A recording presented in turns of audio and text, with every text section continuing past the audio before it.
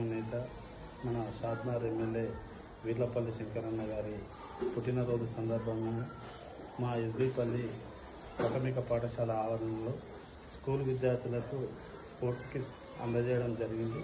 అదేవిధంగా పిల్లలతో cake cut చేయించి విషెస్ చేయడం జరిగింది.